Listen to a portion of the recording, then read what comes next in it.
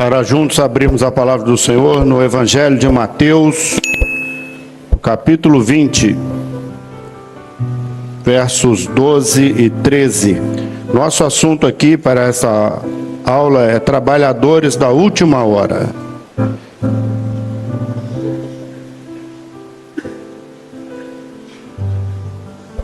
Muito bom. Mateus, capítulo 20, versos 12 e 13. Vamos ler juntos? Amém? Comigo. Dizendo: estes derradeiros trabalharam só uma hora, e tu os igualaste conosco, que suportamos a fadiga e a calma do dia. Mas ele, respondendo, disse a um deles: amigo, não te faço agravo. Não ajustaste tu comigo um dinheiro? Querem ler o outro? Toma o que é teu, retira-te, que eu quero dar a este derradeiro tanto como a ti. Aleluias. Os irmãos querem glorificar o Senhor pela palavra lida? Aleluias. Aleluias. Senhor Deus, até aqui o Senhor tem nos ajudado em todas as coisas. O nosso coração está derramado diante do Senhor, neste Manaim, onde sentimos a Tua presença. Queremos te pedir que a Tua palavra ache lugar no nosso coração, e o Senhor faça dentro de nós uma obra estranha, maravilhosa, celestial, e glorifica o Teu nome ainda mais, Senhor. É o que te pedimos, no nome de Jesus. Amém. Os irmãos podem se assentar. O pastor que nos antecedeu aqui, pastor Anchieta, deu uma aula sobre a igreja deformada, e ele já deu assim todo o aspecto espiritual dessa trajetória da igreja, o que vai facilitar muito aqui o nosso entendimento a respeito desta parábola. Mesmo assim, eu vou pedir a atenção dos irmãos, porque eu tenho pouco tempo aqui, para colocar essa parte doutrinária da trajetória da igreja. O Senhor Jesus usou uma parábola chamada a parábola dos trabalhadores das diversas horas do dia. Eu queria inicialmente colocar um assunto doutrinário com os irmãos, que é este dia que está relacionado aqui, é um dia profético.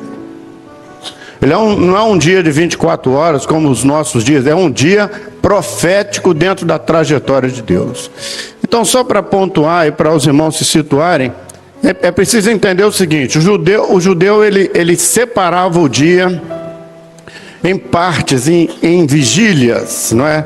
A noite era separada em vigílias, e o dia também, ele era marcado de 3 em 3 horas. Então, você tinha a primeira hora, depois você tinha a terceira hora do dia, você tinha aqui um espaço, depois a sexta hora do dia, e a nona hora do dia, e para terminar, você teria a 12ª hora do dia.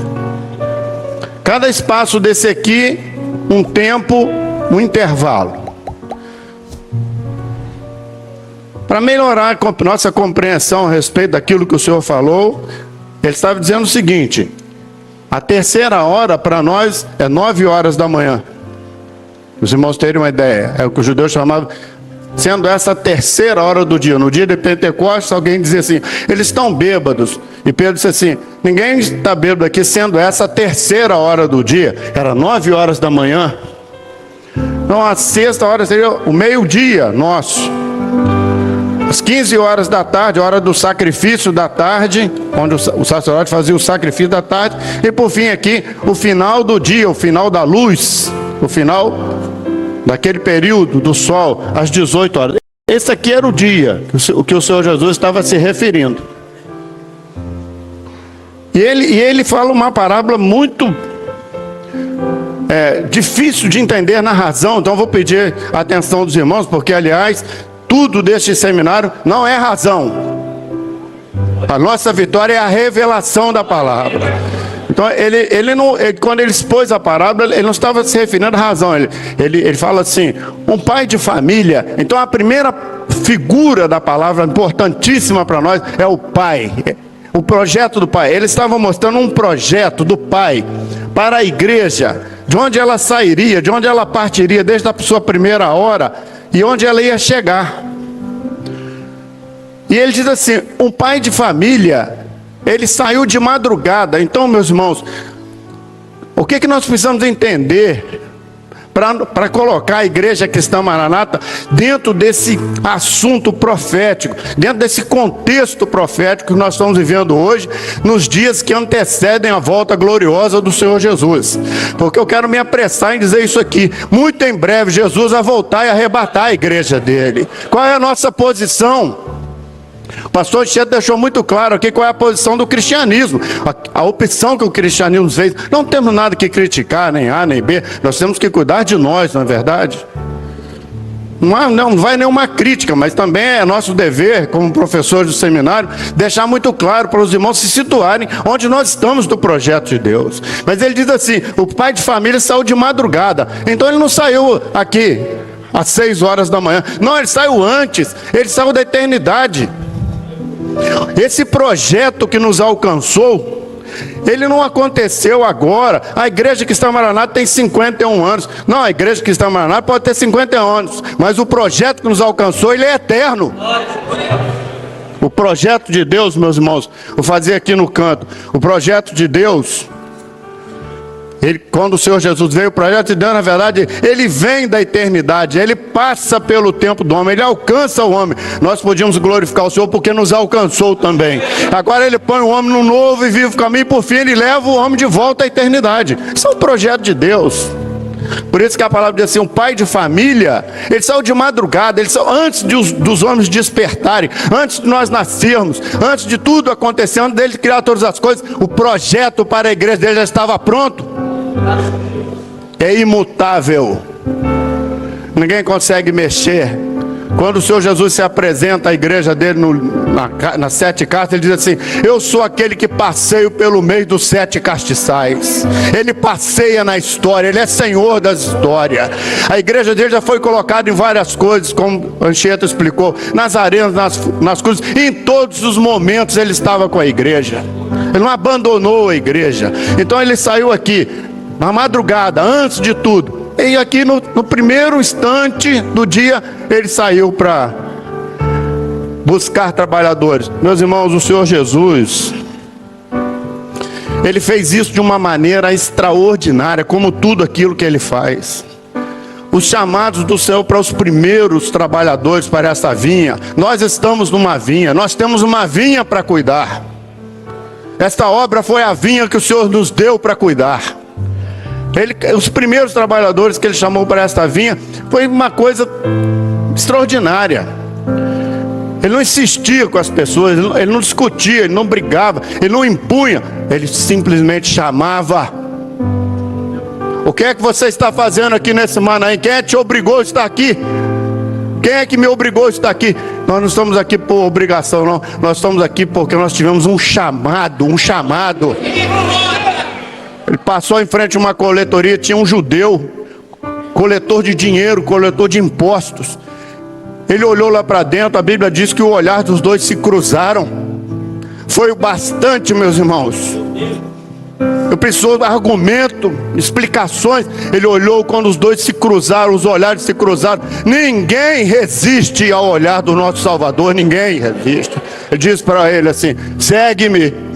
E ele fez um judeu largar dinheiro, largar conta, largar tudo. Você já viu isso? É um milagre.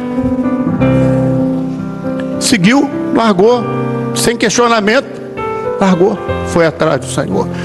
Teve uma mulher que foi pega em adultério. As pessoas arrastaram ela pelo cabelo, jogaram aos pés dele. A Bíblia, o Velho Testamento, mandava matar a pedrada. A palavra dizia isso. Eles estavam na palavra, na letra. Cada um com uma pedra desse tamanho na mão. A lei manda matar. O que o senhor diz? Uma situação dificílima para ele, porque se ele dissesse assim, mata, está cumprindo a lei. Eles vão falar, você não prega amor? Se ele diz, não mata, você não cumpre a lei? não podia ir à cruz. Aí o Senhor pegou uma palavra na sabedoria e disse assim: quem não tem pecado, atira a primeira pedra.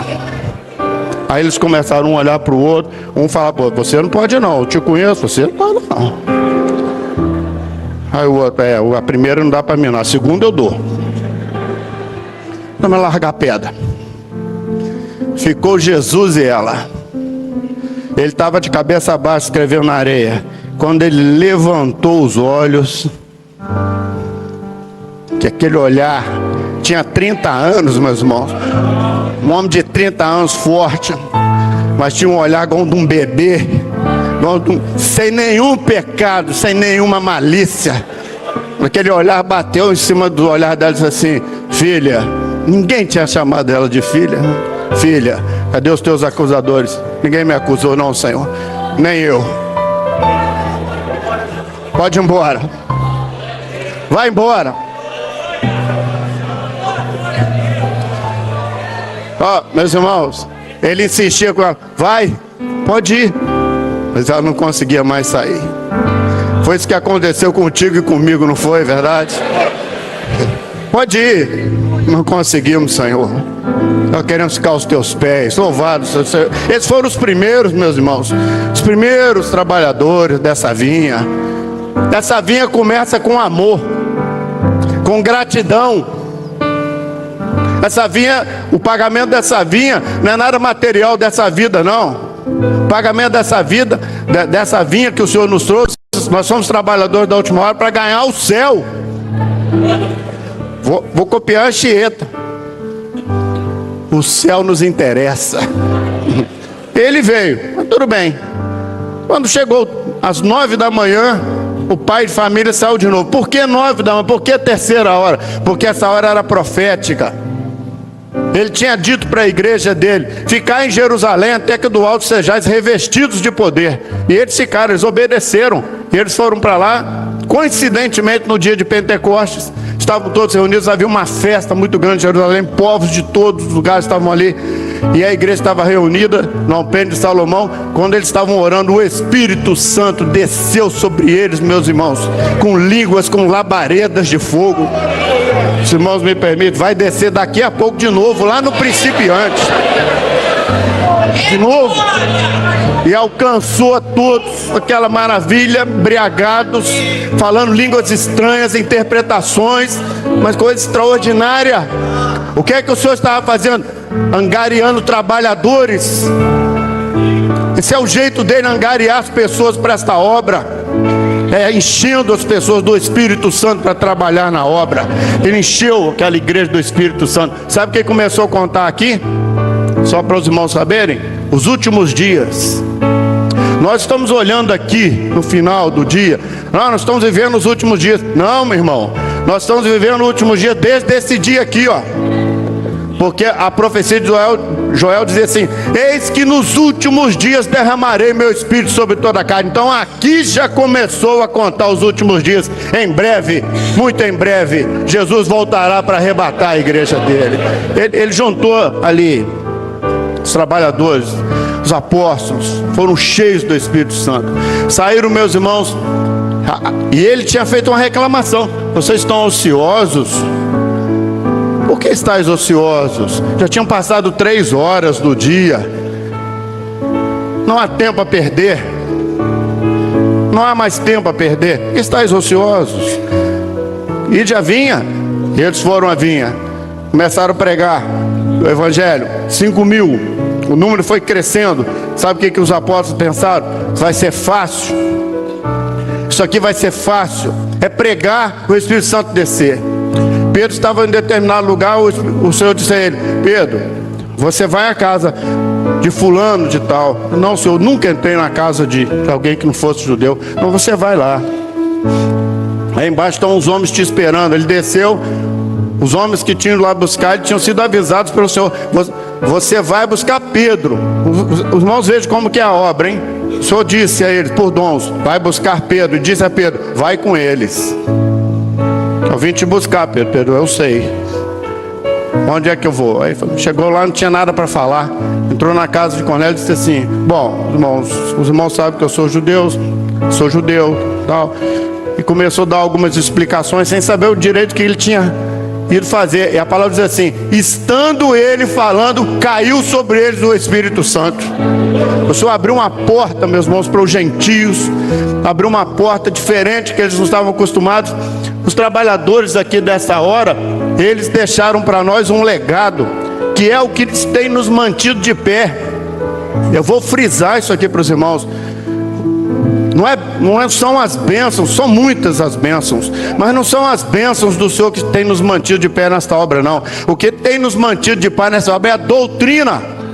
É doutrina que, meus irmãos, uns anos atrás nós passamos no meio de uma tempestade, fizeram de tudo conosco, nós resistimos. Muitas pessoas disseram assim: eles vão acabar. Não acabamos, estamos mais firmes, estamos mais felizes, estamos mais prontos hoje, estamos mais maduros.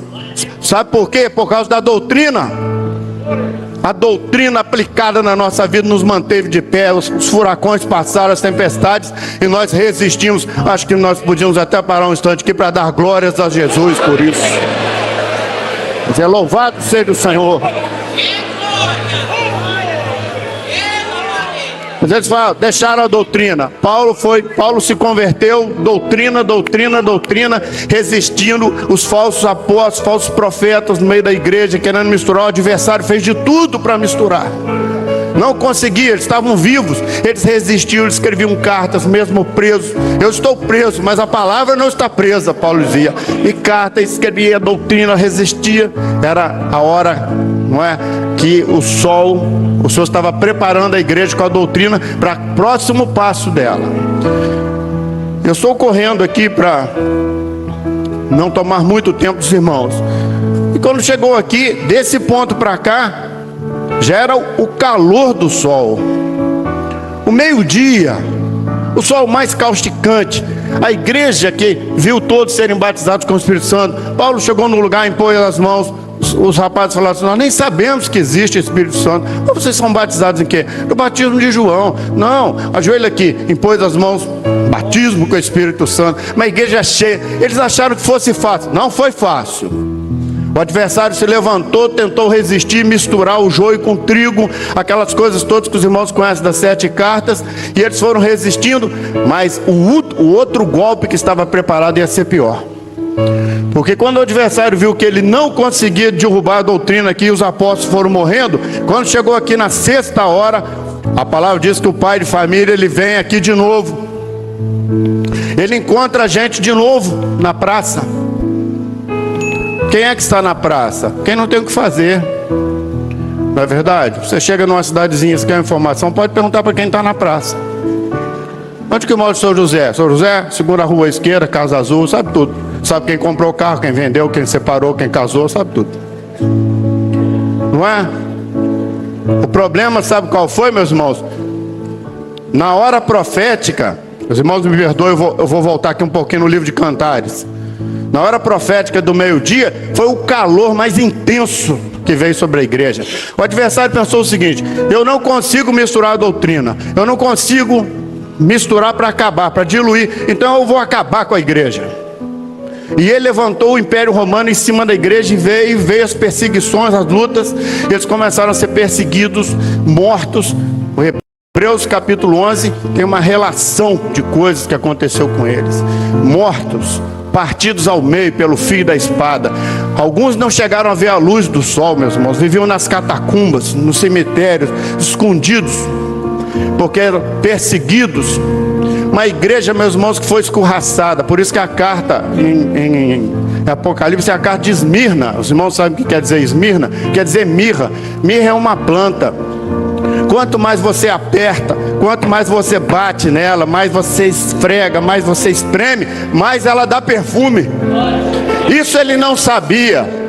Ele achava que se ele perseguisse a igreja, as pessoas iam desistir. Mas aquela igreja ali, ela tinha vendido aqui tudo que ela tinha. Os bens tinham sido vendidos. Eles não tinham bens nessa terra. Eles não estavam presos a nada desta vida. Eles não, como o cristianismo de hoje, eles não estavam presos ao materialismo. Eles eram totalmente libertos disso. Eles tinham vendido, dado as coisas aos apóstolos. Eles não tinham o que perder.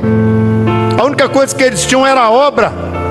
era a esperança não, vou usar uma palavra melhor, era a certeza da eternidade. Quando o adversário veio sobre eles, quanto mais o adversário exprimia, mais eles glorificavam. Meus irmãos, há livros de história, não está na Bíblia não, livros que contam que as pessoas estavam no Coliseu Romano, de ver os cristãos sendo mortos, eles pulavam das arenas, se convertiam para se juntar à igreja. Eles deixavam os leões dias e dias sem comer, soltavam primeiro as crianças iam vestido de cordeirinho, os leões vinham em cima, despedaçavam, não matava na hora, deixavam um ferido, um sem um membro, depois soltavam os pais iam colhendo aquela cena horrorosa, né? Os filhos escreviam com o sangue dos filhos nas paredes: vai, meu querido, em breve nos encontraremos no céu. Meus irmãos, nós sabemos de onde nós viemos.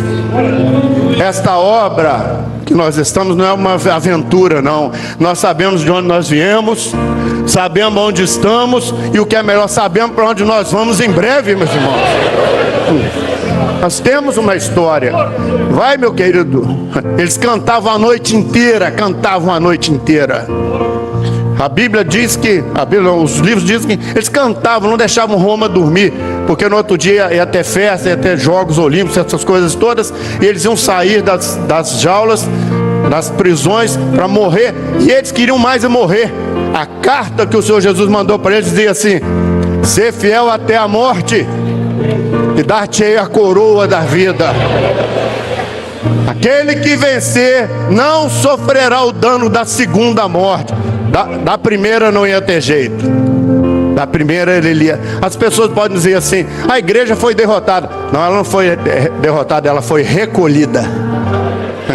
Ela está guardada no seio do nosso Salvador, guardada com Ele. Ela não merecia ficar. Ela é a única carta que não tem uma repreensão. Não tinha como repreender aquela igreja. Policarpo, com 86 anos, um dia de um jogo olímpico daquele, eles prenderam o Policarpo. Ele era pastor da igreja de Esmina. Botaram ele numa estaca, a fogueira para ser acendido, e disse assim: Policarpo, negue a Jesus. Estou mostrando para os irmãos o sol em cima deles, o meio-dia, a maior prova. Nega, é só você dizer: César é o Senhor. Ele disse assim: eu tenho 86 anos. Há 86 anos eu sirvo o Senhor Jesus. Ele sempre me foi fiel. Como que eu vou negá-lo agora na hora da minha morte? Jesus é o Senhor e morreu, preferiu morrer. Meus irmãos, que coisa extraordinária. A igreja aqui, ela não sabia por que estava vindo aquele sol. Encantados, os irmãos vão ver a igreja sem entender muito bem as coisas. Nós servimos ao Senhor, nós somos servos. Meus irmãos, hoje acontece muito, numa escala muito menor, mas acontece isso conosco. Esses dias atrás sentei com uma irmã, ela me contou o assunto dela, eu chorei de soluçar na minha igreja. Eu falei para ela: eu não sei o que te dizer. Como é que eu não sei o que te dizer? Só o Senhor. A luta, meus irmãos, que o nosso povo está passando, não é? Para servir o Senhor. A igreja aqui, ela passou isso também. Ela dizia assim em Cantares: onde o Senhor apacenta o teu rebanho? Ao meio-dia? Onde o Senhor está? Ela olhava para os lados, ela não via isso, porque era luta, prova. Ela passou. O que aconteceu nesse período? Aconteceu nesse período que o adversário mudou. Ele mudou a estratégia. Ele ofereceu uma paz. Olha, meus irmãos, qualquer um de nós aqui aceitaria. 240 e poucos anos de perseguição, de morte, de dor, de perda de parentes, de queridos, de filhos. Olha, se eu estivesse lá, eu aceitaria também. Qualquer um de nós. Eu tenho uma neta hoje. Fico imaginando minha neta numa arena. Eu aceitaria. Quem não aceitaria aqui? E o Império Romano acenou com a paz. Não, ó, sabe de uma coisa? Vamos acabar com isso. Daqui para frente todo mundo é cristão. A igreja aceitou, qualquer um aceitaria. E entrou aqui nesse período de meio-dia às 15, não é? Esse período da tarde, esse período que os irmãos aproveitaram agora para ir para o chalé, dar uma descansadinha. Ninguém é de ferro, né? É a hora daquela mornidão. Aqui a igreja entrou numa mornidão. A Bíblia foi escondida, aquilo que o pastor Anchieta explicou. A Bíblia foi escondida, todo adversário escondeu a palavra. tirou a esperança, tirou a profecia, tirou tudo. Porque o culto ficou idólatra, não é? Pena de anjo, pedaço da cruz, lágrima de Maria. Maria deve ter chorado um rio doce inteiro disso. Tanta lágrima. Então, meus irmãos, umas coisas materiais que hoje o cristianismo se perdeu com isso, né? Tá tudo certo. Ele só não contava com o seguinte: quem estava atento? O dono da vinha. O guarda de Israel não dorme, não cochila o guarda de Israel. Ele tem um projeto para tomar conta, meus irmãos. Ele foi aqui e levantou trabalhadores. Os pré-reformadores começaram a ir contra tudo aquilo. Eles descobriram a palavra. Eles começaram a pregar e começaram que a palavra ficará, disso nós temos certeza. Nós vamos morrer, mas a palavra vai ficar. Até que o Senhor levantou Martim Lutero. Martim Lutero traduziu partes da Bíblia. Tinha sido inventado há pouco tempo atrás a imprensa. O primeiro livro impresso e distribuído foi a palavra, meus irmãos. Havia na Europa, naquela ocasião, um movimento chamado renascentista, o iluminismo. As pessoas queriam sair da escuridão da Idade Média, aprender as coisas, a verdade. E a palavra caiu na mão de todos e eles começaram a ler a palavra. Meus irmãos, que coisa extraordinária é o projeto do nosso Senhor. E Ele preparou aqui. Eles saíram, a besta que está aqui foi ferida com a palavra. Eu vou correr aqui para terminar. Os irmãos estão vendo? Cada ponto daquele que o Pai vem angariar trabalhadores tinha um sentido profético. É quando chega aqui, que a palavra veio ao mundo, que as pessoas tomaram posse, o que é que o Senhor estava fazendo? Ele estava agora enchendo as pessoas da palavra. Sem revelação ainda, palavra, água. Lá nas bodas de Caná, as talhas de pedra vazias, primeiro foram cheias de água. Eu sempre digo isso para a minha igreja: você não lê a palavra, ela não vai se transformar em vinho. Você tem que botar a água. Primeiro a palavra. Quem dá e transformar em vinho é o Senhor, que vai pegar o que você leu e vai transformar em revelação. Essa é a parte dele. E ele foi que a palavra entrou aqui no mundo, meus irmãos, e veio novamente os movimentos, homens, verdadeiras tochas incendiárias da palavra, Wesley, ou tantos outros, né, que pregavam. Eu li até há pouco tempo um testemunho de um deles que foi visitar uma fábrica na Inglaterra, uma fábrica têxtil. Os trabalhadores estavam trabalhando, ele não foi lá pregar não, ele foi visitar, conhecer. Ele chegou, começou a olhar para os trabalhadores, todo mundo começou a olhar para ele. Era um homem tão cheio do Espírito Santo, que as pessoas começaram a olhar para ele, começaram a parar, de repente a fábrica foi parando, parou todo mundo, sem ele dar uma palavra. Aí os trabalhadores começaram a sair dos seus lugares, vieram e se ajoelharam aos pés dele para aceitar Jesus. Meus irmãos, que coisa extraordinária. É o último vinho. O mestre Sala disse lá nas bodas: o Senhor guardou o melhor vinho até agora. Nós somos aqui, meus irmãos, nessa classe temos que dizer: nós somos um povo privilegiado e feliz. Feliz, porque nós estamos absorvendo o último vinho, o melhor vinho, para a hora do arrebatamento. Agora eu vou falar uma coisa para os irmãos aqui. Tudo bem, aí quando chega aqui na 11ª hora, 5 horas da tarde, veio o pai de família de novo. Eu queria saber até aqui, se tem algum pastor aqui que for fazer uma obra na sua casa, você vai contratar um pedreiro às 5 da tarde. Vai? Alguém aqui? Para quê? Se o dia vai terminar às 18, aí quando chega às 17, eu vou lá na rua buscar gente? Para quê? Foi nessa turma que nós viemos.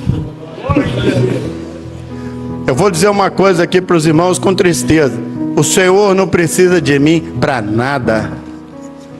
Precisa de você, companheiro? Não. Com a senhora? Precisa de alguém aqui? Então nós só temos uma solução: parar e glorificar o Senhor. Não é verdade? E dar glórias a Jesus. porque o dia vai se fechar. Jesus vai voltar em breve. Ele não precisa de nós, mas Ele nos trouxe para a sua vinha assim mesmo. A última hora, no último instante. E Ele combinou, sabe qual o preço que Ele combinou aqui? O mesmo que Ele combinou com essa turma aqui. O mesmo que Ele combinou com Pedro, com João, com Paulo. O mesmo que Ele combinou com a igreja que foi para a arena. O mesmo que Ele combinou com Lutero. Ele está combinando conosco hoje. É o mesmo preço. Ele não tem dois preços. Ele só tem um preço. Sabe qual o preço que Ele tem? O sangue do Filho dele. Ah, meus irmãos. Um dia eu li um texto em Isaías assim: eu te remi, em Jeremias, eu te remi, tu és meu. Sabe o que é remissão? A remissão é assim: você tem alguma coisa que você não tem dinheiro para resgatar, é um pertence seu, ele te vale muito, mas em determinado momento você perdeu, ele ficou com uma pessoa, o seu credor. Você só consegue tirar da mão dele se você tiver um preço. Nossas vidas estavam na mão do adversário. Não gosto de falar disso não, porque ele está vencido pelo sangue de Jesus. Mas Deus tivesse dado um outro preço, um profeta, quem sabe, Moisés, o adversário ia falar: não, mas tudo bem, você está me pagando isso, mas o seu filho você guardou, né? Quando Deus foi dar o preço, que a Bíblia aqui na palavra fala que é o preço justo, é o preço da justiça, é o preço da salvação, é o preço que não tem preço maior do que esse, é o preço que calou a boca do adversário. Ele te soltou para você estar aqui no Manaim hoje, para glorificar o Senhor. É um preço que ninguém pode negar, é o maior dos preços, é o único Filho, o Verbo, o Senhor dos Senhores, o leão da tribo de Judá, o Cordeiro de Deus, a rocha eterna, o Senhor dos exércitos. A Ele toda a honra, toda a glória, todo o louvor. O Senhor nos remiu. Eu te remi, tu és meu. Olha, meus irmãos, nós somos trabalhadores da última hora. O Senhor não precisava de nós, tudo estava pronto. A igreja já veio na caminhada dela. Era Ele deixar mais uma hora, terminava o dia, Ele arrebatava a igreja. Para que Ele precisa de você? De mim? Nada. Não acrescentar nada a essa obra. Mas Ele nos trouxe para uma coisa: não é para ficar ocioso. Meu querido, minha querida, vá à escola dominical, porque o Senhor te chamou para isso. Vai para as ruas evangelizar, vai para as cantatas, vai para o grupo de louvor, para as vigílias, vai para o Manaim, porque o Senhor te chamou para isso, só para isso. Ele não precisa que você traga mais nada, tudo está pronto, o projeto está pronto desde a madrugada, não tem nada para fazer no projeto. Ele só te trouxe para te salvar, por amor, por gratidão. Há um texto, meus irmãos, o texto diz assim: vós que estáis no telhado, quem está no telhado, não desça. Eu custei para entender esse texto. Sabe o que acontece? O telhado em Israel, as casinhas deles, o telhado era a hora do lazer. Eles subiam para o telhado para se alegrar. O Senhor mandou fazer até um guarda-corpo, porque às vezes ficavam tão alegres, caía lá de cima. Tão alegre. Isaías até reclama, eles estavam no cativeiro. Isaías disse assim: quem é que vos autorizou subir nos telhados? Não é hora disso, porque aquela hora do cativeiro não era hora disso.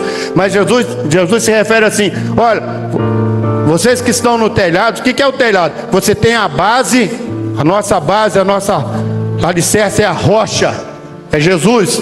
A igreja foi construindo, os apóstolos construíram a doutrina, depois vieram construíram, a igreja foi. Nós chegamos agora no telhado. O Senhor nos colocou no telhado. Sabe para que o Senhor nos colocou no telhado? Somente para estar nessa tarde aqui, para dar glórias a Jesus, aleluia, para nos alegrar. Os irmãos já viram as nossas conversas? Nossas conversas são de alegria. O Senhor deu um livramento. O Senhor deu. Esses dias atrás estávamos subindo para o Manaim. Minha esposa disse assim: você está lembrado que nesse mês nós fazemos 40 anos de obra? Eu falei: estou lembrado. E começamos a subir. lá no Maranhão, que eu sou responsável, né? E começamos a lembrar. Você se lembra? Quando nós casamos, o primeiro ano de casado, aquilo que aconteceu, aquela enfermidade da nossa filha, lembra? Ah, você lembra também o dia que o senhor entrou lá em casa? Lembra. Você lembra o problema no emprego? Lembra? Você lembra o que o senhor fez? Como é que o senhor mudou? Meus irmãos, nós viemos lembrando. Sabe o que aconteceu? Tivemos que parar o carro no estacionamento para chorar. Chorar. De entender que todas as lutas que nós passamos não foram nada.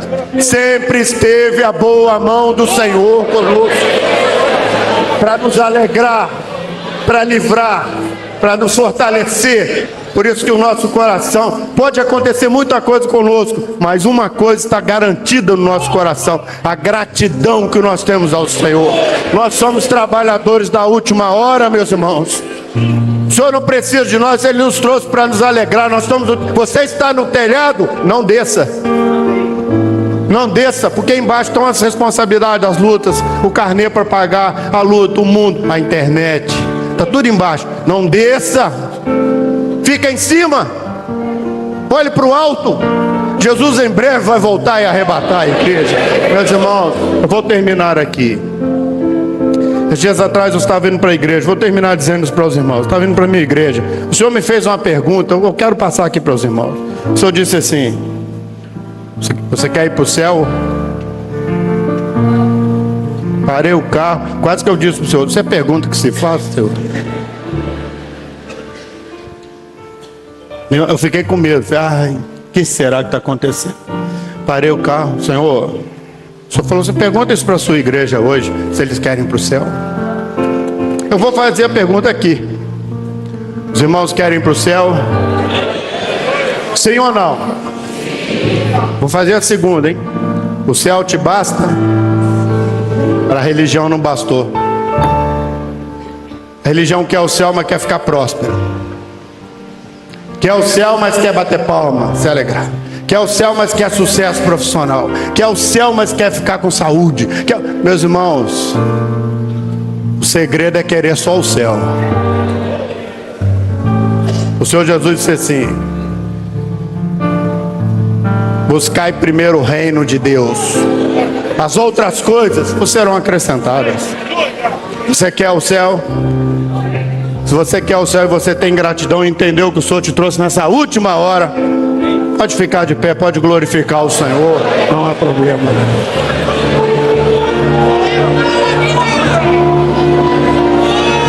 Ela vai chamar,